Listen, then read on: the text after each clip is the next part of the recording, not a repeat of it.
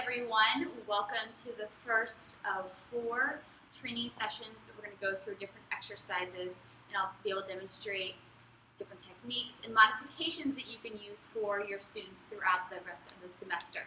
So first of all, I want you to look at my area here. During my area here, I have weights here, I have a mat here. You need to make sure to move these off to the side for right now until we need them in the future. This is very important so you make sure that they don't trip over the different things if you are decided to move from side to side and do some lateral movement, or if you have people. So if I were in a group fitness class, I'd have them completely off to the other side. So the first exercise I'm going to demonstrate is a squat.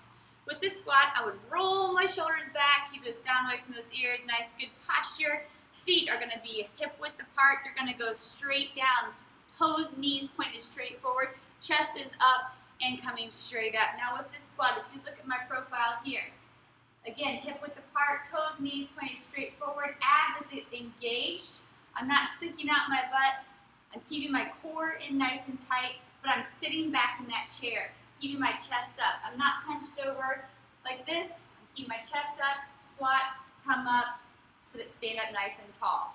Back to the beginning. So that's the proper form and technique of a squat. Now you may have some people that have hip flexor tightness, hamstring tightness. They do not have to go at 90 degrees. There's some myths about how low you should be able to go. It is okay. If they're right here and that's all the farther they can go, I'd rather them get that range of motion and just in their body get a fluid movement that has proper form and technique than be able to go all the way down to the ground or all the way down to 90 degrees and come back up. Okay, so just never go below that point. This is just a very basic group fitness class. So just go to the best of their ability and come straight back up. Next, we're going to do shoulder press. So I'm going to grab those weights. With the shoulder press here, you're going to stand hip width apart. That hip width, you're going to have soft knees. So with those soft knees, it means you can do a little bit of a bounce. You're never going to hyperextend. So soft knees, you're going to roll those shoulders back. Now, with the range of motion of the shoulder joint, you're going to go overhead press. I am going to slightly bring in my shoulders overhead and back down. With this regular shoulder press, I know you've seen people just do regular overhead press. That can cause some shoulder impingement issues if anyone has them. So I want you to go overhead, turn those bells in together, and back down. You're going to exhale on the way up, inhale on the way down. Abs are in tight. We're not going to go fast, all out as fast as we can go. Nice controlled movements and back down. Abs in nice and tight. Don't take that tissue in your back. Don't do that. Keep those abs in nice and tight. Pelvis, everything needs to be in a neutral alignment. So we're just overhead press, come together and back down. Grabbing onto those weights and back down. Good. Holding on to those weights, you can take that leg straight behind you. Now, if you're facing them, you want to make sure that you're telling them the opposite.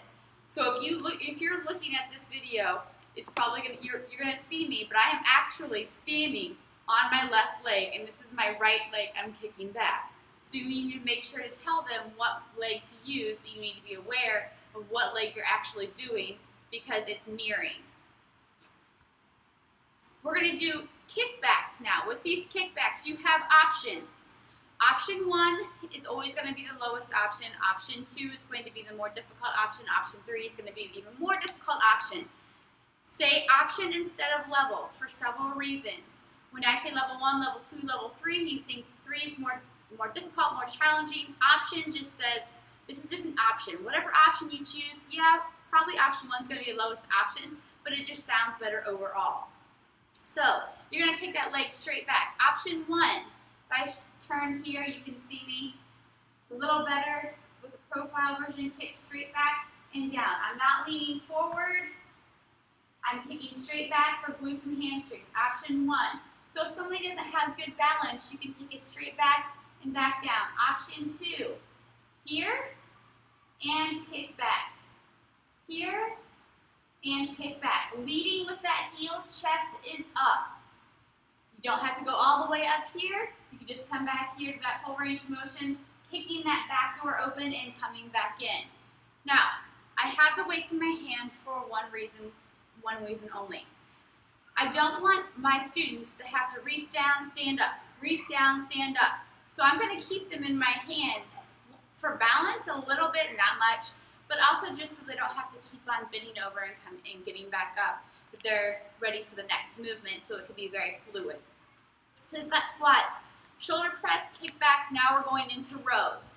With this row, your palms are going to be facing towards your legs, towards your quads. You're going to come straight back. You're going to squeeze those shoulder blades together nice and tight and straight back down. Some people you will see with your wrists, you'll see them bend. No bend in the wrist. We're going to try to prevent carpal tunnel. I know it's probably years down the road, but you just need to make sure and be safe than sorry. Come back, squeeze those shoulder blades together, and come back down. See how I'm the straight line from the top of my head all the way to my spine, and back down. If you look this way, come back, squeeze, and back down. Some different cues I use for this exercise is if I were to come up behind, I first ask, is it okay if I touch your back? And if they say no, then I leave them alone. If they say yes, I say, okay, try to squeeze my shoulder blades, your shoulder blades in between my hands. So I'd have them try to squeeze my shoulder blades together and back down. Another way is to try to visualize for them. I want them to try to take those two shoulder blades and squeeze them together in the back. That's another way to be able to visualize for students. So that's the row. Next one is a bicep curl. Knees nice and bent. Palms out to the side. You're going to come up, squeeze to the top. Now, the range of motion of a bicep is 135 degrees. So you're going to go straight down, come up. If I go up too far, my elbows are going to come forward. You ever seen the guys at the gym going like this, trying to get up those weights? No, you want to roll those shoulders back, come up, squeeze at the top, and back down. Your elbows are plugged into your side, not moving anywhere. Again, don't hyperextend those knees. Have a soft bend. Come up. Exhale on the way up. Inhale on the way down. Good. Next, tricep overhead extension. With this tricep overhead extension, you can do it with one or two weights. I am going to do it with one weight so you can really see and I can turn different directions and point different areas in my muscle group. So with the tricep, tri means three, so there are 3 different muscle groups in your tricep. I'm going to show you when I go overhead tricep, I'm not out here to the side. My elbow is in towards my head. I'm going to go straight up and back down. Exhale on the way up, inhale on the way down. If this starts to hurt their shoulders, you can take it down, and I'll show you a different exercise later on where you can just do a tricep kickback. But again, nice neutral wrists here, coming straight up and back down. Nice, slow, controlled movement.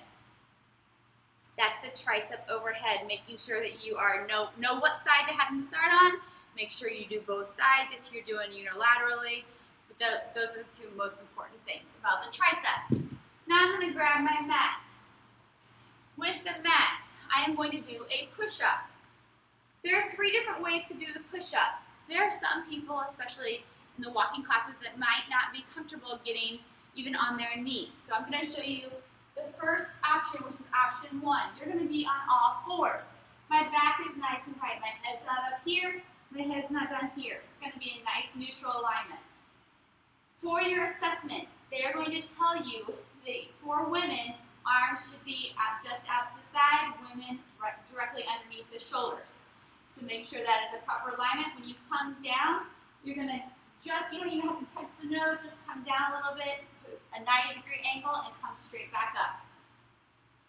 And back up. This, even though some of you may not feel this is doing anything, for those people that have not been exercising at all, this does quite a bit. You'd be surprised. Option 2, again, make sure you have those fingertips pointed up. Make sure that you're, for women and men, the proper alignment right underneath the shoulders is accurate. You're going to come down and back up to 90 degrees. Come down and back up. Exhale on the way up, inhale on the way down. Or you can have it on your toes. Either way, that's fine. Just make sure you have a flat back, top of the head, all the way to your heels, knees, whatever, or the bottom of your back, whatever option you decide to use. Next, we're going to do the plank. With the plank, you have option 1. If you have done push-ups and your wrists are very sore, you can either grab the weights and hold the plank here, or you can go down onto your forearms and hold here.